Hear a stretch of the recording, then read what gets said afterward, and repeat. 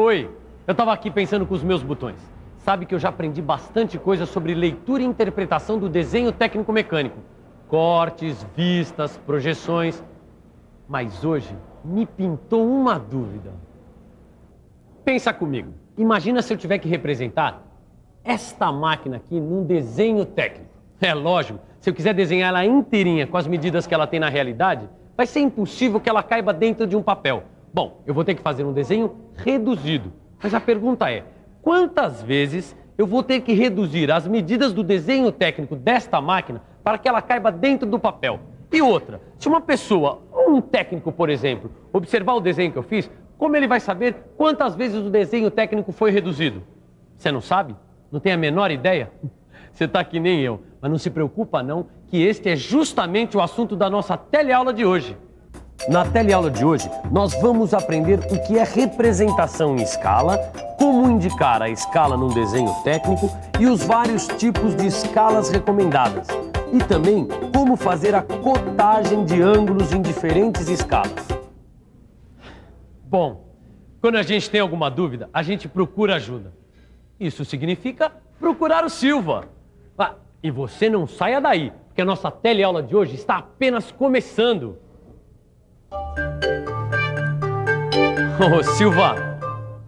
Oi, Tito. Tudo bem? Eu conheço essa sua cara, hein?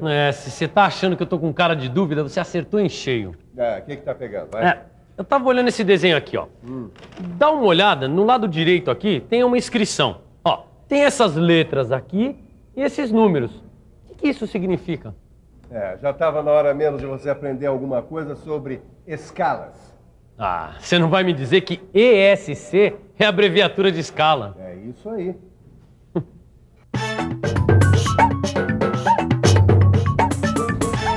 Escala. Escala é uma forma de representação que mantém as proporções das medidas lineares do objeto representado.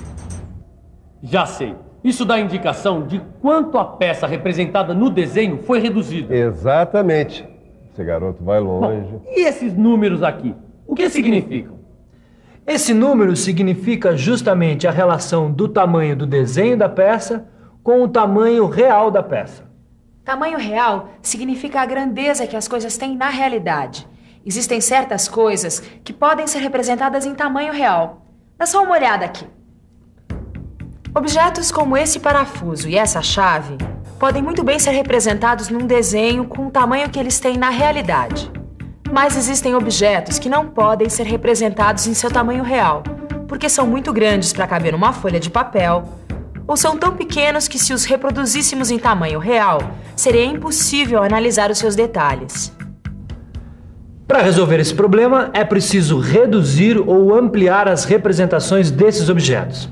E é aqui que entra a representação em escala. Com a escala, é possível representar no papel objetos de qualquer tamanho real.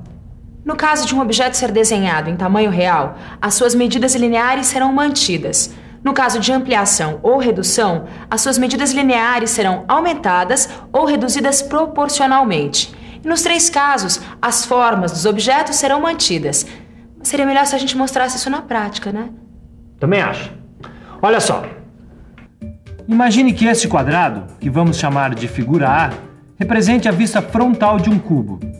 Como é um quadrado, obviamente tem 4 lados iguais e 4 ângulos retos, certo? Vamos imaginar também que cada lado A mede 2U, ou 2 unidades de medida. Agora imagine um outro quadrado, que vamos chamar de B.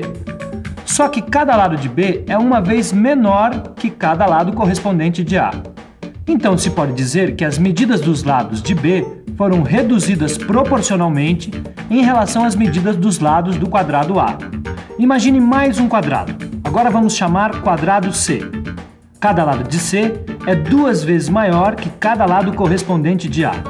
Então eles foram aumentados proporcionalmente em relação aos lados do quadrado A. Como a figura A foi desenhada de acordo com as medidas reais do cubo, dizemos que este desenho está em escala natural. Já a figura B representa a vista frontal do cubo desenhada em escala de redução. E a figura C representa a vista frontal do cubo em escala de ampliação. Portanto, como você vê, existem 3 tipos de escala. Quer dizer, então, que existe a escala natural, a escala de redução e a de ampliação. Isso está super claro. Mas eu ainda não entendi bem este número aqui, ó. O que significam esses 2 números 1 separados por 2 pontos? Significa que esse desenho está numa escala natural. Mas por quê? É muito fácil. Dá uma olhada aqui.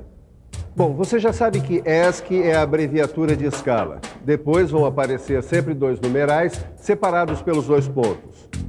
Esses numerais mostram a relação entre as medidas do objeto e as medidas lineares representadas no desenho. Na indicação da escala natural, os 2 numerais são sempre iguais. Mas é claro, pois o tamanho do desenho técnico é igual ao tamanho real da peça. Agora está ficando muito mais claro. É escala 1 igual a 1. Só que não se fala 1 igual a 1. O modo certo de ler é 1 por 1, escala de 1 por 1. Preste atenção, porque sempre que você encontrar um desenho que está em escala 1 por 1, significa que ele está em escala natural. Ou seja, o tamanho do desenho é igual ao tamanho do objeto representado. Mas o que é que você não está entendendo nesse desenho, Caio? Me parece que está tudo muito claro. Não é no desenho, Ananias. É nessa inscrição aqui embaixo, olha. Eu vejo essa inscrição em vários desenhos, mas não sei o que significa. Olha, isso aqui é muito fácil. Essa é a indicação da escala que foi utilizada nesse desenho técnico. Tá vendo? Tá escrito aqui, ó. Escala 1 por 20. Isso significa que esse desenho foi reduzido na relação 1 por 20. Ou seja, as medidas desse desenho são 20 vezes menores que as medidas correspondentes da peça real. Que legal, Ananias. Olha, essa eu não sabia, hein? Agora dá pra gente precisar exatamente o quanto a peça foi reduzida no desenho. Isso mesmo. E é por isso que essa é chamada escala de redução. Na escala de redução, o numeral que fica à direita do sinal de 2 pontos vai ser sempre maior que 1. Tá legal. Mas e se for ao contrário? Por exemplo, o objeto real for menor que o desenho? Isso acontece quando um objeto é muito pequeno e é necessário analisar todos os seus detalhes. Então, a gente faz um desenho técnico em escala de ampliação. Eu tenho um desenho aqui. Peraí. Tá aqui, ó. É o desenho de uma agulha de injeção. É um objeto muito pequeno para ser representado em tamanho real. Tá vendo? Olha a escala embaixo do desenho. Reparou que agora o numeral à esquerda dos 2 pontos é maior que o numeral à direita? É mesmo, 2 por 1. Então, isso significa que as dimensões do desenho são 2 vezes maiores que as dimensões correspondentes da agulha, não é? Exatamente. Nas escalas de ampliação, o numeral da esquerda é sempre maior do que 1 e o numeral da direita será sempre 1. Agora eu tô entendendo bem essa questão de escala natural, escala de redução, escala de ampliação. É só prestar atenção nos numerais. E depois, com a prática, bater o olho e você já sabe que tipo de escala é e quantas vezes o desenho foi reduzido ou ampliado. E pelo que eu tô vendo, esse desenho aqui é bem rigoroso. Rigoroso é exatamente este o termo. O desenho técnico que serve para a execução de uma peça é chamado desenho técnico rigoroso. Também é conhecido como desenho técnico definitivo. E ele é feito com instrumentos como o compasso, a régua, o esquadro e até mesmo por computador. Mas antes de fazer o desenho técnico rigoroso, é feito um esboço cotado, quase sempre à mão livre. Assim. Esse desenho cotado vai servir de base para o desenho rigoroso. Ele contém todas as cotas da peça bem definidas e legíveis, mantendo a forma da peça e as proporções aproximadas das medidas, como no caso desse esboço de uma bucha. Repare que no esboço cotado, as medidas do objeto não são reproduzidas com exatidão. Já no desenho técnico rigoroso, existe a preocupação com o tamanho exato da representação. O desenho técnico rigoroso deve ser feito em escala, e a escala deve vir indicada no desenho, como está aqui. Tudo bem, mas tem uma coisa que eu ainda estou em dúvida. Eu já aprendi a ler e a interpretar desenhos técnicos em escala natural, de redução e de ampliação. Agora, eu também sei que as peças podem ser representadas com uma redução de até 1 por 20. Mas será que a escolha das escalas é feita livremente? Boa pergunta. Na verdade, a escolha da escala a ser empregada não é arbitrária. Existem algumas escalas que são recomendadas pela ABNT. Olha só essa tabela aqui. Veja você também. Viu? Olha lá a escala natural. É sempre 1 por 1. Já as escalas de ampliação e de redução possuem outras variações. Mas se você prestar atenção nas escalas de redução, verá que todas as escalas se baseiam em variações de 1 por 2, 1 por 5 e 1 por 10. A norma técnica que recomenda o uso das escalas é a NBR 8196/1983. Mas, Silva, quando a gente representa um objeto em escala aumentada ou reduzida, eu já sei que as medidas lineares também são aumentadas ou reduzidas proporcionalmente. Mas e os ângulos? Como é que ficam os ângulos?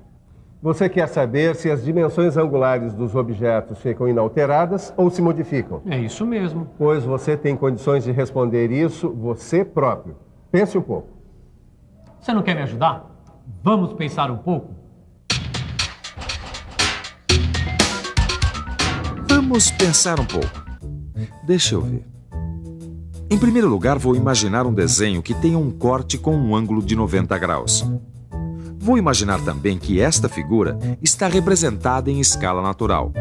Muito bem. Agora, vou imaginar um desenho da mesma figura em escala de redução de 1 por 2. Ah, olha lá. As cotas que indicam a medida do ângulo de 90 graus aparecem nos dois desenhos. E, além disso, a abertura do ângulo também não se alterou. Variam apenas os tamanhos lineares dos lados do ângulo, que não influem no valor de sua medida em graus. Então, as dimensões angulares não se modificam. É isso aí. Os ângulos mantêm as mesmas dimensões. Só o que se modifica são as medidas lineares. Exatamente, você matou a charada. Bom, Titão, por hoje chega que a patroa está me esperando para jantar. É, mas eu ainda gostaria de uma boa revisão. Você não acha? E atenção, se liga aí que é hora da revisão. Na teleaula de hoje, você aprendeu o que é escala. Viu também que existem 3 tipos de escalas: a escala natural, a escala de redução e a escala de ampliação. Além disso, aprendeu também como é feita a cotagem de ângulos num desenho em escala e quais as escalas recomendadas pela ABNT. Agora, eu já sei um montão de coisas sobre escalas. E você também. Mas desenho técnico-mecânico é acima de tudo prática. Por isso, faça os exercícios do seu livro de estudo para ficar bem afiado nesse assunto. Até a próxima. Tchau. Tchau.